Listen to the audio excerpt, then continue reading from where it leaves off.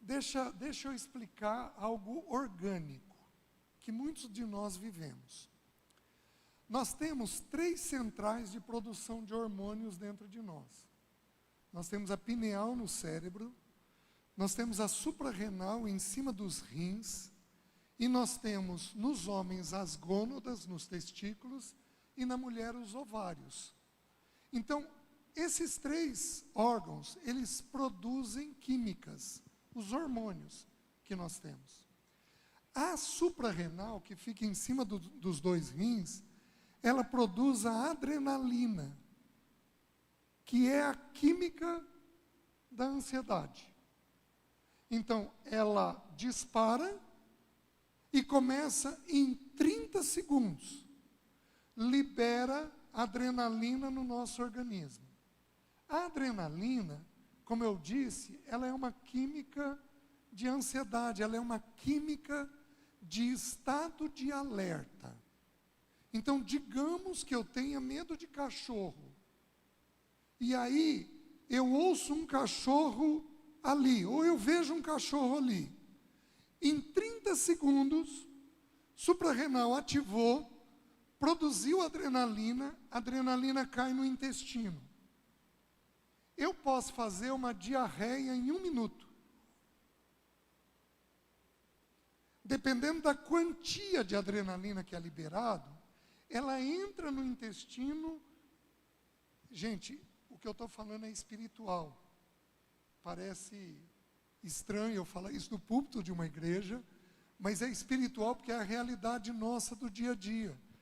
Ela cai no intestino, dependendo da quantia, ela dissolve um bolo fecal em 1 minuto.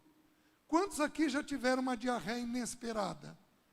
Que não foi um problema orgânico, foi um problema de fundo emocional.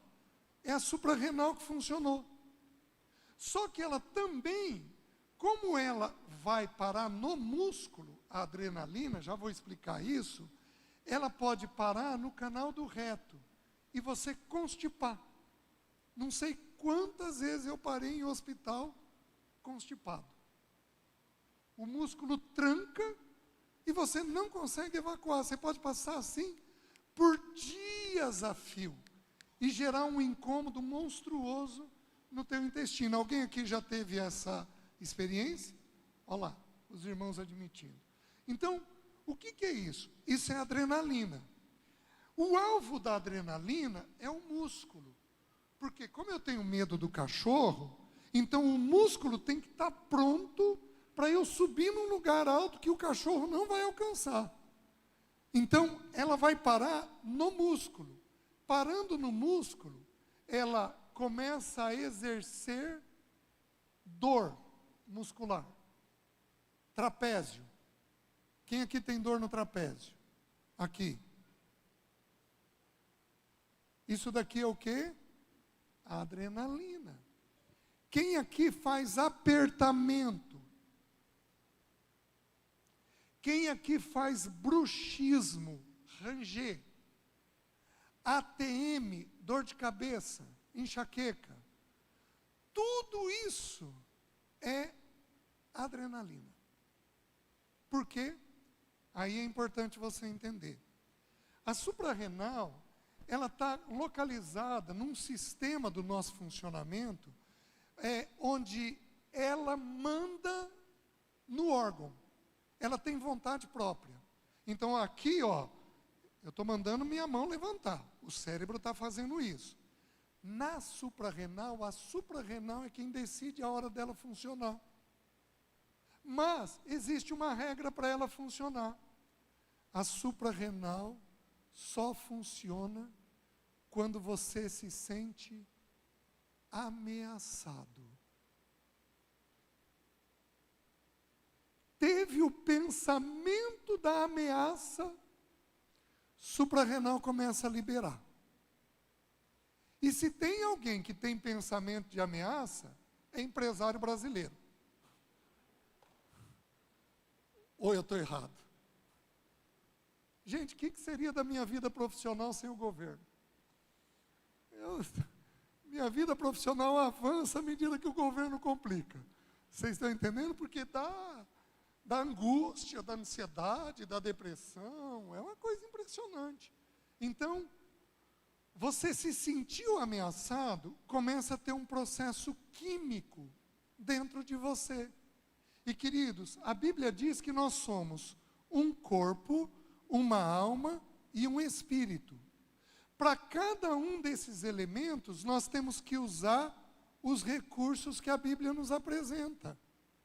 Então, em tudo nós vamos orar, porque a ordem da Bíblia é orai sem cessar. Para tudo nós vamos orar. Mas se a tua suprarrenal está funcionando porque você tem um pensamento de ameaça, você tem que lidar com esse pensamento. Se você não lidar com o pensamento, não para de funcionar a suprarrenal. E você não para de judiar do teu corpo. Então imagina que a ansiedade é um manequim de roupa, e eu vou vestir este manequim com várias roupagens, as que eu citei. Eu vou vestir esse manequim com pânico, com somatização, com irritação, com depressão, com agitação e com toque, transtorno obsessivo compulsivo, quando a pessoa fica muito quadradinha, muito metódica, muito rígida. Eu tive tudo.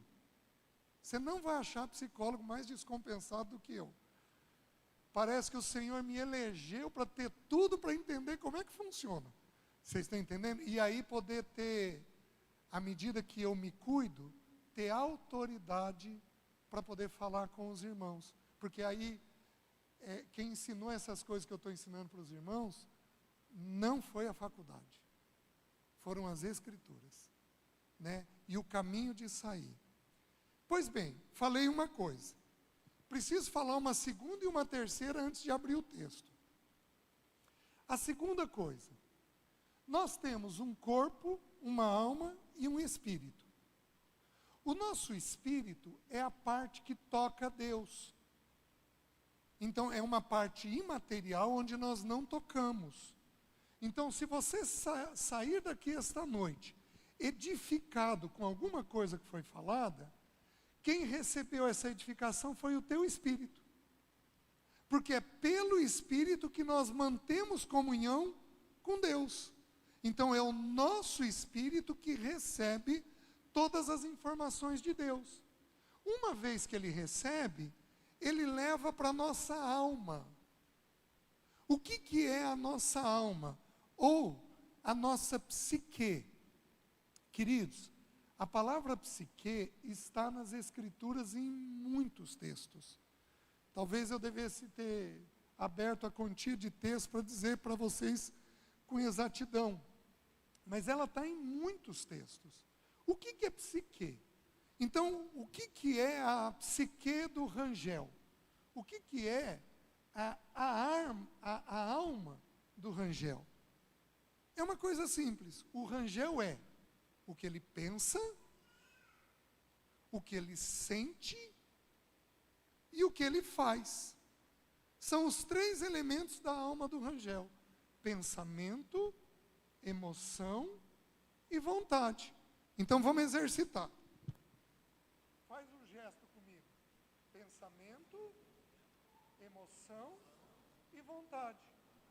Pensamento, emoção e vontade. Isto é você. Isto é a sua alma. É o que você pensa, é o que você sente, é o que você faz. Eu tenho texto para abrir, para provar isso, mas se eu for gastar tempo nisso, eu não estudo minimamente sobre a ansiedade. Então eu não tenho condições de provar isso biblicamente para você, mas eu já estou dizendo que há texto bíblico para provar isso daqui. Só que a alma tem regras de funcionamento. Porque tudo que nós queremos é ter uma vontade adequada. Só que a vontade, ela é ponta final de corda. Porque a vontade está ligada ao que você pensa e ao que você sente. Quem aqui é mais objetivo? Levanta a mão. Levanta alto a mão. Essas pessoas tomam decisão mais pelo pensamento. Quem aqui é mais afetivo? carregado na emoção? Levanta a mão. Essas pessoas tomam decisões baseadas na emoção. Então, dependendo do jeito que a gente ouve ou o pensamento ou a emoção.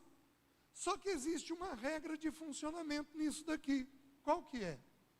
Você precisa pensar para sentir. Então, existe um autor cristão que diz o seguinte: sentimos o que sentimos, porque pensamos o que pensamos. Então, o grande campo de batalha nosso é aqui. É a mente. É o grande campo de batalha que a gente tem. Porque o que você pensar, você vai sentir. Ansiedade habita no pensamento ou na emoção? Na emoção. Ela é uma emoção. Ela é descrita nos manuais como transtorno de humor. Habita aqui dentro. A depressão, o desânimo, está no pensamento ou na emoção? Na emoção. A tristeza, a irritação, são emoções que nós temos. Só que como toda emoção, ela inicia onde? Então, quem aqui teve tristeza essa semana? Levanta a mão. Certo? Vou provar o que eu estou falando para vocês.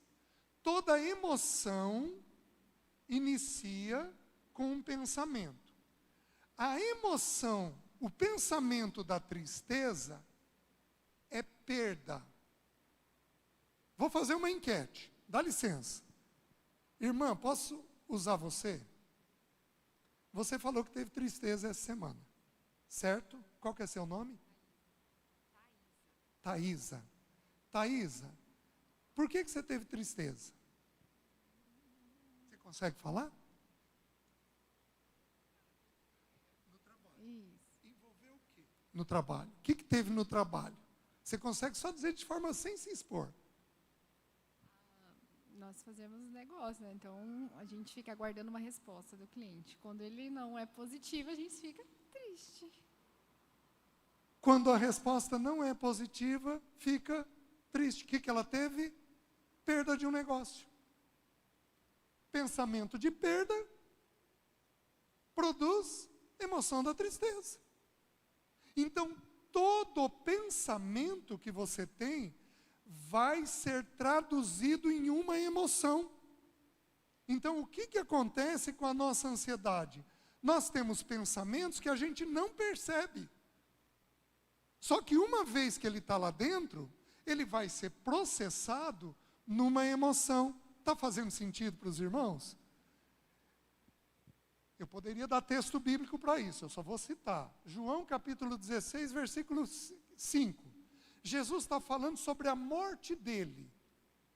Ele diz assim: por que vos tenho dito estas coisas, a minha morte?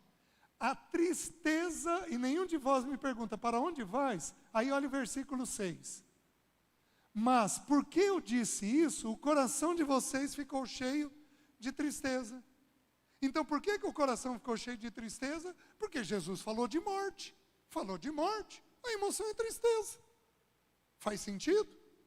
Então, assim, o que você pensar vai ser traduzido numa emoção dentro de você depois. E aqui está o problema. Porque você procura ajuda porque você está pensando muito? Não. Você procura ajuda quando você começa a sentir. Ai, eu estou com uma tristeza que não sai de mim. Será que eu estou precisando ir num psicólogo? Será que acho que eu vou ligar para o pastor para ver se ele me aconselha? Ai, eu estou tão desanimado, eu estou tão abatido, acho que eu estou precisando de uma ajuda. Ai, eu estou muito ansioso, será que eu tenho que ir para um psiquiatra? Ai, eu estou desanimado. Quando toca na emoção, é que a gente se liga e diz, opa, estou precisando de ajuda. Só que a emoção, ela deriva do pensamento. Então, o grande problema não está na emoção. O grande problema está na maneira pela qual nós pensamos. Está fazendo sentido? E aí eu vou um pouquinho mais longe. A emoção, ela é mais lenta que a mente. Eu posso pensar hoje e sentir só daqui a alguns dias. Por isso que nem sempre a gente consegue traduzir o porquê que a gente está do jeito que está.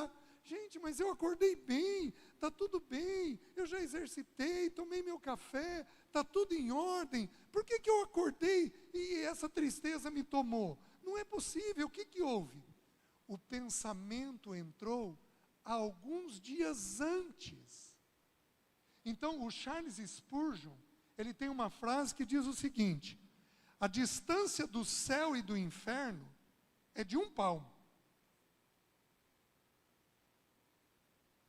É fazer um bom pensamento ser transformado numa emoção boa. Porque a nossa emoção é mais lenta. Vou só sugerir um texto bíblico. Salmo 42, versículo 5 e versículo 11. Por que estás abatido, ó minha alma? Por que te perturbas dentro em mim? Espera em Deus, pois ainda o louvarei, a Ele, meu Deus e Redentor meu. Então ele está falando com Ele mesmo. A mente falando com a emoção. Fica quieta. Eu já entendi, eu já descansei. Por que você ainda está agitada? Porque a alma nossa, ela é mais lenta para entrar no problema e ela é mais lenta para sair do problema. O afeto nosso. Está dando para entender, meus queridos? O que alimenta o pensamento? Se tudo começa no pensamento, se as minhas emoções começam no pensamento, o que alimenta o pensamento? O que alimenta o pensamento são os 5 sentidos: visão, audição, tato, paladar e olfato. As grandes marcas hoje fazem o quê? Exploram o olfato. Sabe por quê? Porque o olfato é o sentido que menos filtro tem para entrar no cérebro. Ele entra direto nas glândulas. Então o que eles fazem? Eles exploram o olfato, inclusive. Qualquer pessoa de marketing sabe o que eu estou falando para vocês. E aí eles vão trabalhar essa ideia. Pega lá, põe o cheirinho na sacola, para a hora que a pessoa abrir, gente, mas que delícia! Por quê? Porque o cheiro entra direto. Está fazendo sentido? Só que Satanás explora isso contra nós. Então, vou pegar a minha irmã de novo que teve a tristeza. O que Satanás pode fazer com ela agora à noite? Ela chegar em casa, ligar um jornal e ver uma reportagem onde as vendas não foram boas.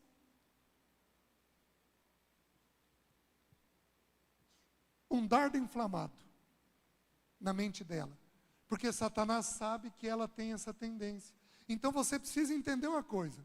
Você precisa cuidar dos 2 principais sentidos que a Bíblia apresenta. Quais são eles? Visão e audição. A fé vem pelo ouvir, audição. O conhecimento vem pelo ouvir. Provérbios nos ensina. Provérbios 12, 1. Provérbios 16, 21. E a visão, Mateus nos ensina. São os olhos, a janela da alma. É por lá que a gente vai buscando informação. Então, se você não cuidar, você não resolve. Esses dias uma pessoa me disse assim, ele está lidando com uma traição. Aí ele me falou assim, então César, eu resolvi procurar no Instagram casos de traição. E aí ele não sabe por que não sai da raiva.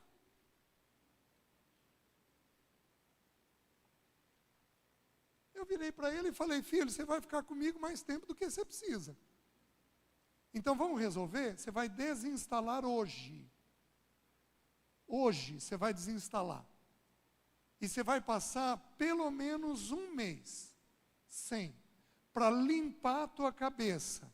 Porque daqui um mês eu sei exatamente qual é o tamanho da tua dor. Porque do jeito que você está fazendo, você fica mantendo a inflamação da tua alma. Você fica mantendo isso. Por quê? Porque ele não entendeu que o que ele pensa vai ser traduzido na emoção. Os irmãos estão entendendo? Então, para você agir bem, você tem que cuidar desses dois sentidos, certo? Falei a primeira coisa, falei a segunda coisa, vou falar a terceira coisa. Quem aqui teve problema com pai ou mãe, levanta a mão. Levanta alto.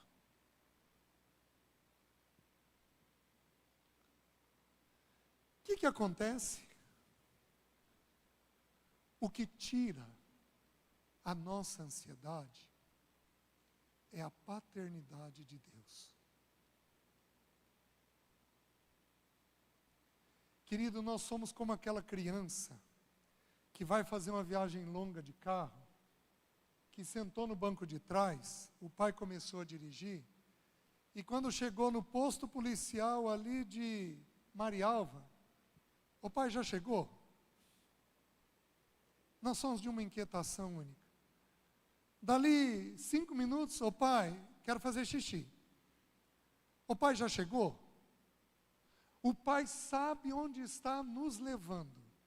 Mas, meus queridos, nós ficamos numa agitação, numa ansiedade, porque nós não conseguimos descansar no nosso Pai Celeste. O que eu vou falar agora mereceria um estudo, só ele. Eu podia parar e ficar falando só sobre isso, mas não vou fazer. Mas é importante que eu diga. João 8,32 diz assim: e conhecereis a verdade, e a verdade vos libertará. O que liberta? Todos nós sabemos disso, certo? Por que tem ímpio que é melhor que crente? Porque ele lida com a verdade melhor. Então ele é mais liberto. Porque alguns princípios de Deus são para a humanidade, não é para o crente. É para todo ser humano que aplicar ele. Conhecer Cristo é só para o crente. Isso é exclusivo do crente. A beleza da igreja, das realidades espirituais, é só para o crente. Mas alguns princípios é para toda a humanidade. Tá bom. E conhecereis a verdade vos libertará. Sabe o que diz o versículo 36? Porque nós vimos o 32. Diz assim: se, pois, o Filho vos libertar, verdadeiramente sereis livres. Gente, vamos entender. Por que o Espírito Santo não escreveu se, pois, Jesus vos libertar? Porque quem liberta é Jesus. Por que o Espírito não escreveu se, pois, o Cristo vos libertar?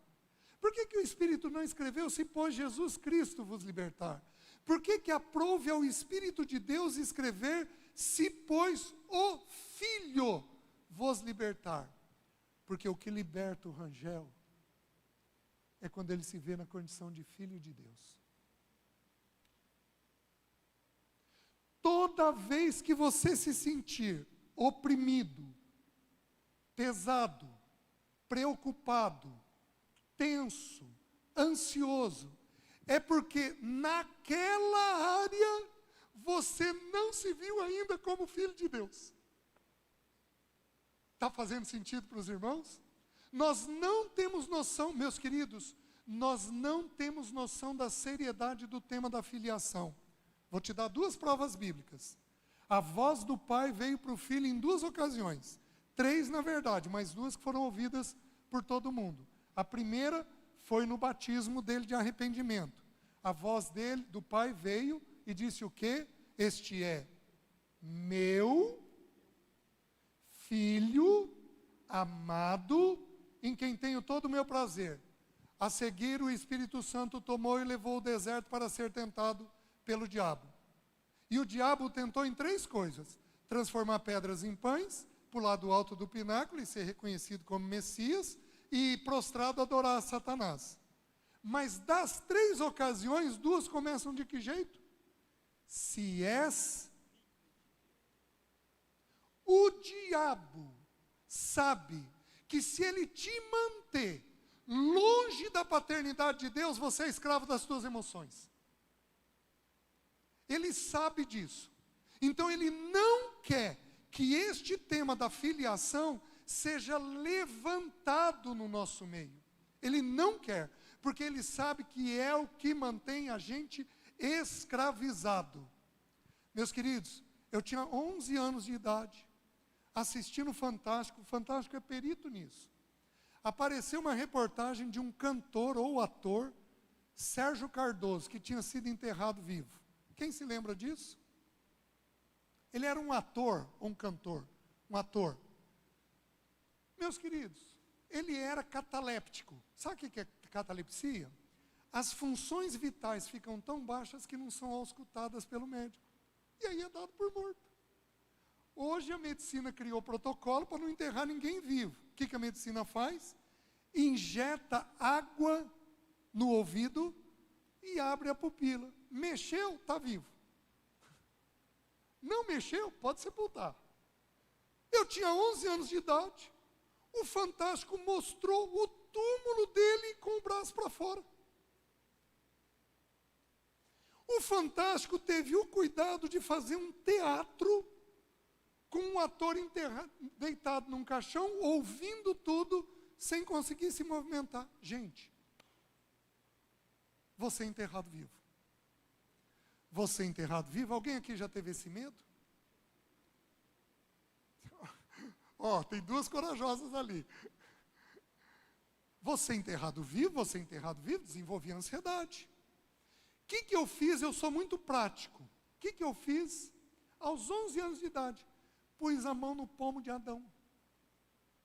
E fiquei engolindo à noite. O pomo subia e descia. Estou vivo. Resolvi meu drama. Aos 14 anos, do mesmo jeito que entrou, desapareceu. A minha fono diz que a minha voz é rouca por causa disso. Porque eu lesionei minha corda vocal ao apertar. Então, assim como Deus marcou Jacó, me marcou. Marcou para eu lembrar que eu sou filho. Tá bom. Aos 14 anos sumiu, aos 15 anos me converti. Aos 23 anos, acordei um belo dia, você enterrado vivo, você enterrado vivo, você enterrado vivo, você enterrado vivo. E meus queridos, pânico, no medo você acha que vai acontecer, no pânico você tem certeza que aquilo está acontecendo. E aí o medo migrou. Vou perder tudo financeiramente, quem já teve esse medo? Não vou dar conta de sustentar minha família, quem já teve esse medo? Vou enlouquecer, quem já teve esse medo? Tem alguns que podem abaixar a mão, tá? Estão gabaritando. Vou enlouquecer, vou ter um tumor na cabeça, sabia o local exato do tumor. E vou me matar. Pensamentos que muitos dos irmãos aqui já tiveram. Estava numa crise de pânico, numa crise de ansiedade. No meu devocional, todo ano eu leio a Bíblia pelo menos uma vez. Eu estava no meu devocional, olha a visitação de Deus. Eu tenho muita confiança na paternidade de Deus. No meu devocional, lendo Lamentações de Jeremias. Jeremias pregou a mesma mensagem em 30 anos e o povo não ouviu. Um dia o povo ficou tão enjoado dele que colocou ele num poço, sem água, mas com barro, e deixou ele lá. Aquilo virou para ele uma cova. Então ele tem um versículo em Lamentações que diz assim: da mais profunda cova me lembrei do meu Senhor. O texto gritou. Quando o texto grita, é que o Senhor vai ministrar alguma coisa. Aí o Espírito começou a falar: César, eu sou o teu Deus nessa terra? Senhor, o Senhor é o meu Deus. César, eu cuido, protejo e amparo você nessa terra? Senhor, o Senhor cuida, protege e me ampara, eu tenho segurança disso. César, qual é o problema 1,5 metro abaixo da terra para mim? E aí ele pôs uma visão. Eu enterrado, vivo, com Ele. Nunca mais tive medo. Porque o meu papai estava comigo. A Bíblia diz assim: não temas, eu sou contigo. Quando você se vê como filho de Deus, quando você se vê como filho de Deus, você vai descobrir de forma muito simples, que o teu papai cuida de você. Ele está cuidando de você. Não há um pardal que caia sem a permissão dele. Não há um fio de cabelo que caia sem a permissão dele. Você acha que você vai ter um problema financeiro, um problema de saúde, sem a permissão dele? Nunca. Ele cuida de você, protege você, ampara você. Sabe o que significa a palavra pai no grego? Pater. Sabe o que significa? Provedor. Nutridor. Sustentador. Aplica isso no teu negócio. Os irmãos estão começando a entender? Só que há uma batalha espiritual nesse tema. Quando Jesus vai lá para o deserto, Satanás tenta ele dessa maneira. Mas sabe a segunda vez que aparece a voz do Pai para o Filho? Jesus está no Monte da Transfiguração, Mateus capítulo 16. E lá no Monte da Transfiguração a Bíblia diz assim, o texto bíblico diz assim: este é meu Filho amado, a ele ouvi. Acrescentou essa expressão, a ele ouvi. Jesus tem a experiência com os três, desce do alto do monte. O que tem lá embaixo? Um pai com um filho possesso.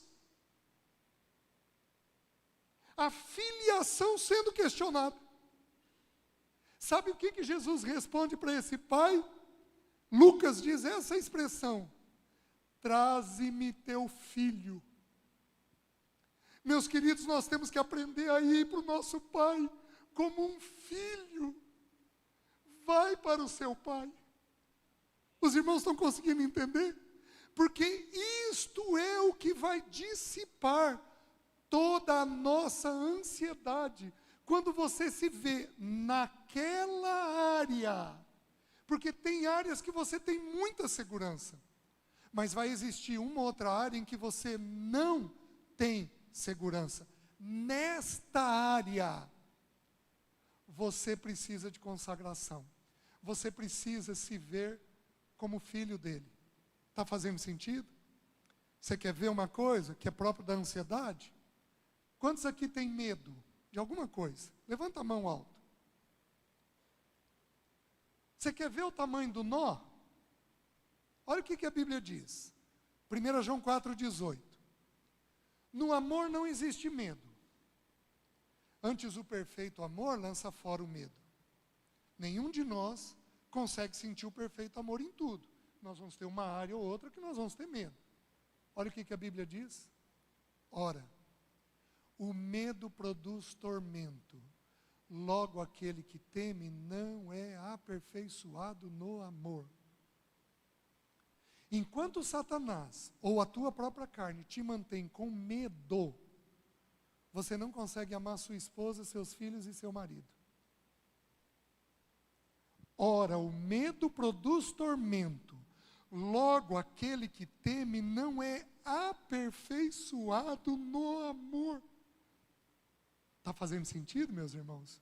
Por isso, o tema da filiação é um tema a ser trabalhado. É um tema a ser trabalhado, a ser compreendido, visto, para que a gente encontre libertação.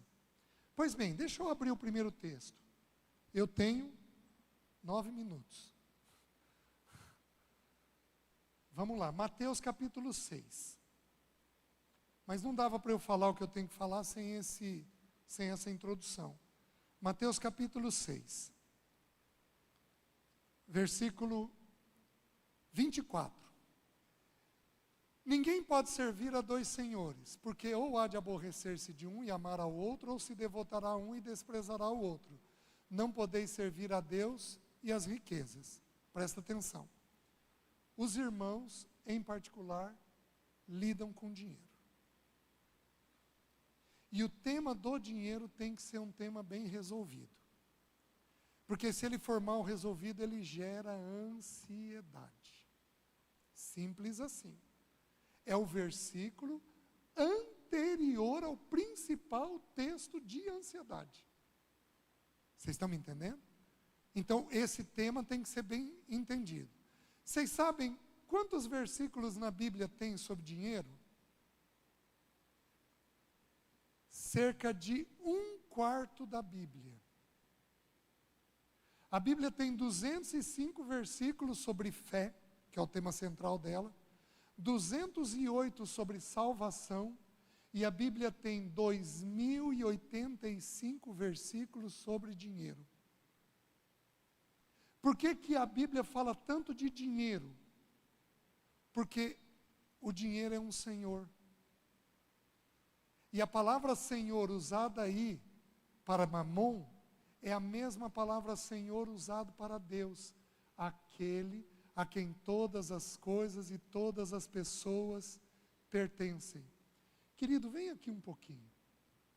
Deixa eu te usar. Você vai ter galardões profundos. O dinheiro tem o poder de fazer isto daqui.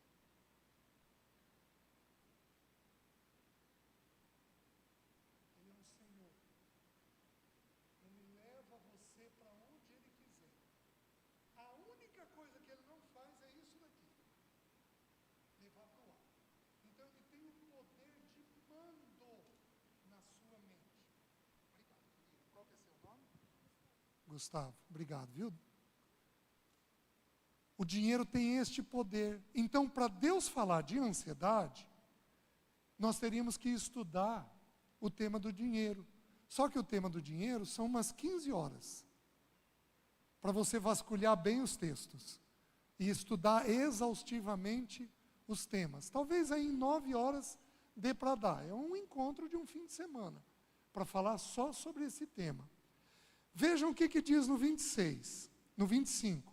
Por isso vos digo, não andeis ansiosos pela vossa vida, quanto ao que haveis de comer ou beber, nem pelo vosso corpo, quanto ao que haveis de vestir. Não é a vida mais do que o alimento e o corpo mais do que as vestes? Observai as aves dos céus. Não plantam, não semeiam, não colhem, nem ajuntam em celeiros. Contudo, vosso Pai Celeste as sustenta. Porventura não valeis vós muito mais do que as aves? Deixa eu parar aqui. Ele está falando do Pai. O Pai a sustenta. E aí ele diz uma coisa, toda emoção começa em um pensamento. Então, do que nós estamos atrás? Nós estamos atrás de achar qual é o pensamento que gera a emoção da ansiedade. É disso que nós estamos atrás. Jesus fala uma coisa curiosa. Ele diz assim, observai as aves dos céus. Não semeiam nem colhem. Até aqui, Jesus sempre fala de semear e de colher. Mas ele acrescentou um ponto. Nem ajuntam em celeiros. Gente, falar isso de ave é quase um absurdo. O que Jesus está ensinando? Qual o primeiro pensamento que gera ansiedade? Desempenho. Eu vou traduzir para uma linguagem que você conhece. Meta.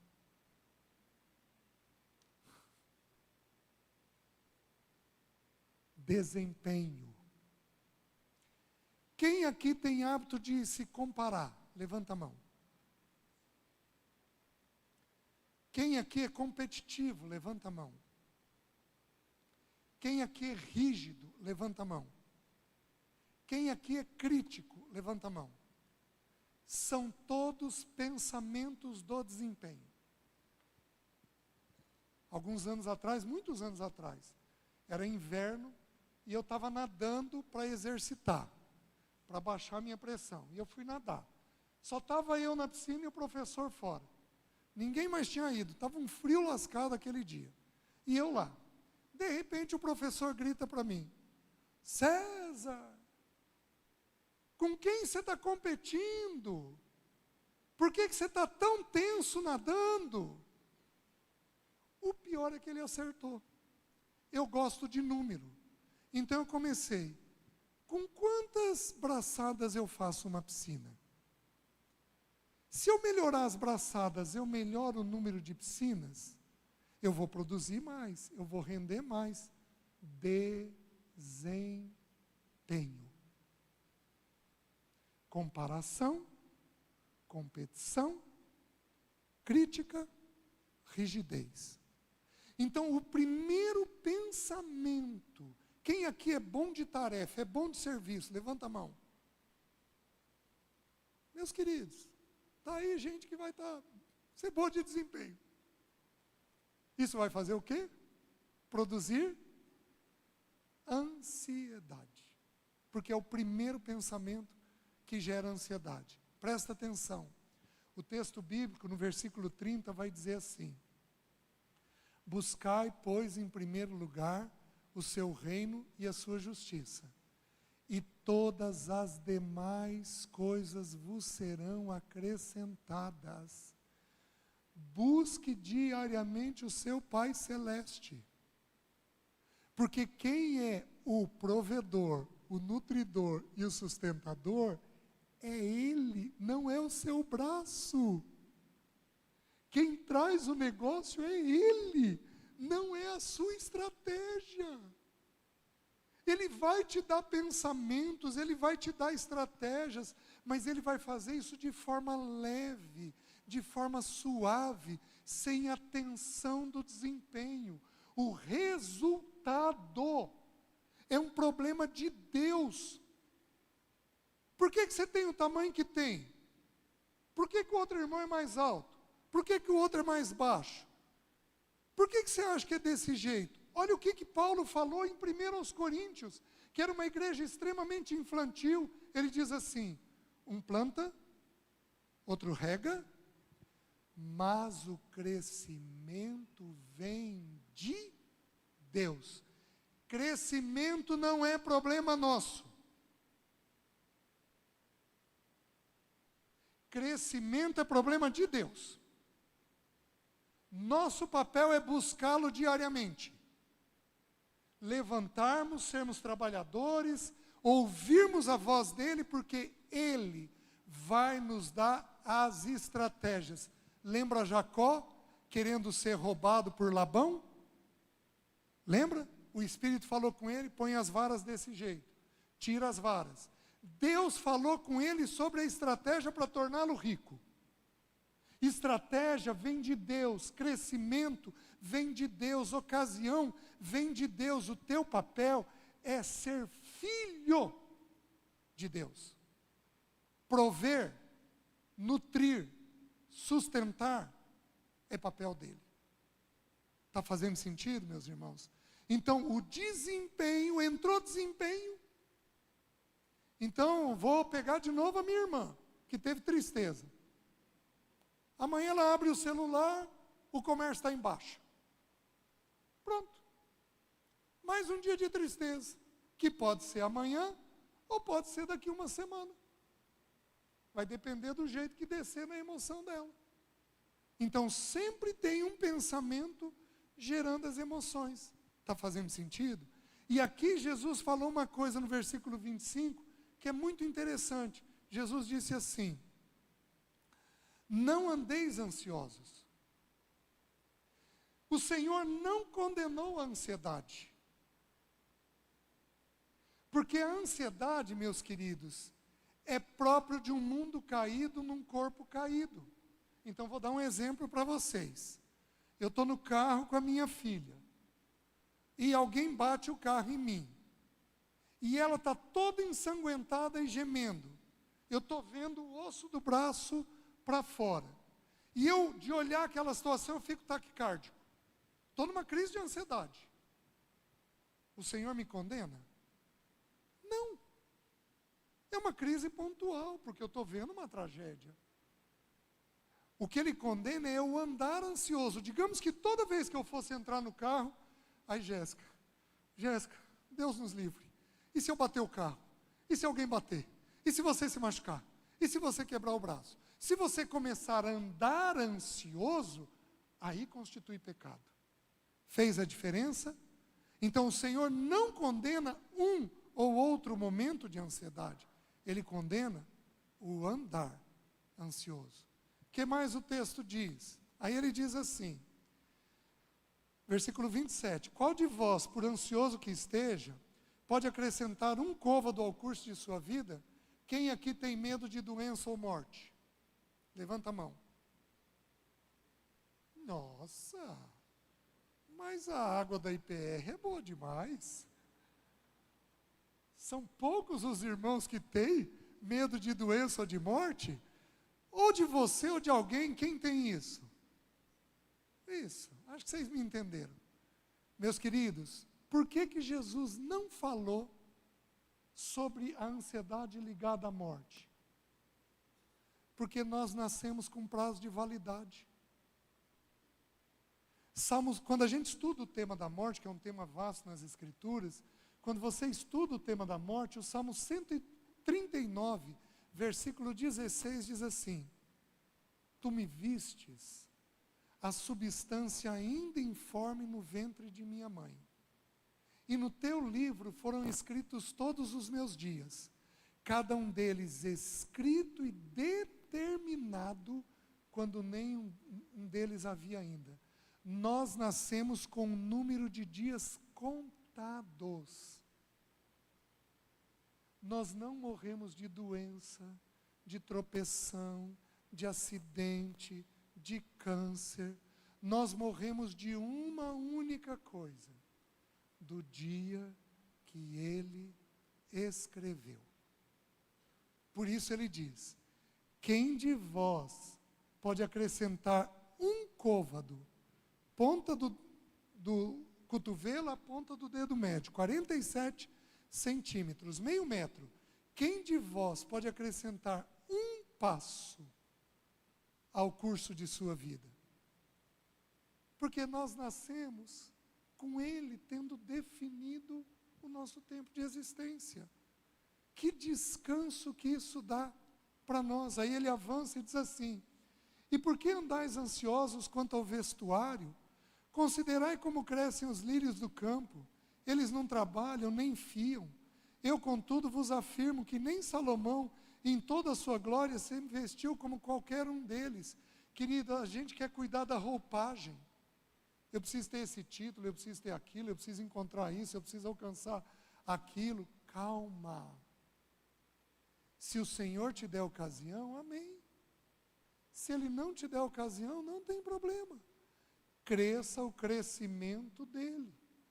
A semelhança de vocês, eu sou um profissional liberal, mas eu tenho 2 empresas.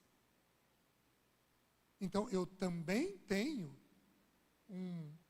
eu tenho que ter um viés empresarial. Eu atendi com um sofá rasgado por anos a fio.